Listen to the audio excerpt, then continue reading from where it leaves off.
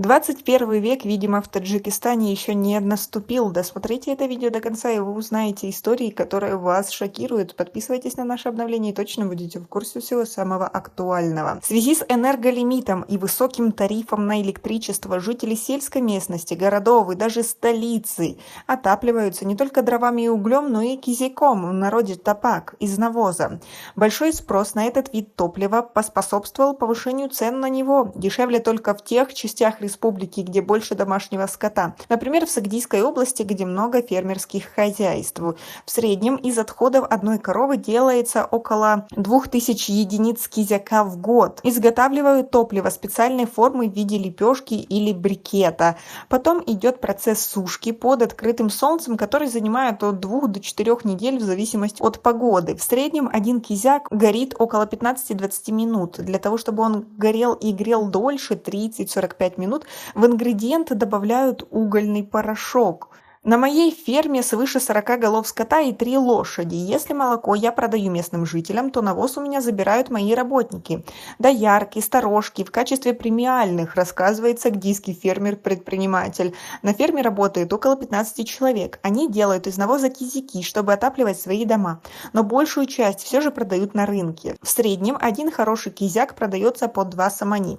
С каждой коровы они получают иногда по 2000 топака в год. По словам предпринимателя, в прошлом году цена на один топак не превышала 1 самани. В этом году из-за высокого спроса населения цена подскочила до 2 самани. Помимо сельских жителей, на использование кизяка перешли также и жители городов.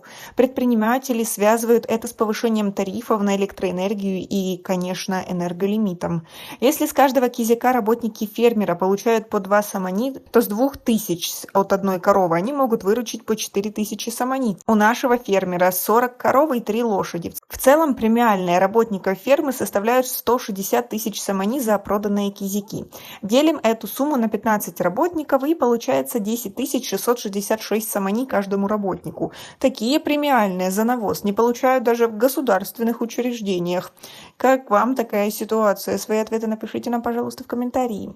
Тарифы на электроэнергию для населения в Таджикистане с 1 октября текущего года повысились на почти 17%, с 22,66 дирхамов за каждый киловатт до 26,51 дирхамов. Средняя цена на кизяк в столице колеблется между 4 и 6 самани за штуку.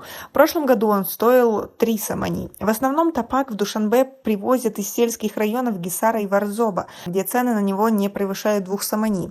Если один кизяк горит 30-45 минут, он дает тепло обогревателям. Самодельные печки, их еще называют сандали, по 5-6 часов. Обогреватели с теном для электрического центрального отопления с потреблением 4 кВт дают почти такое же тепло. В среднем в таких обогревателях по 4-6 тенов. Другое преимущество кизяка в том, что обычные обогреватели, печки и радиаторы смогут дать в помещении среднюю температуру 32 градуса за 4-6 часов, а при помощи буржуек и печек можно получить нужную температуру за 2 часа.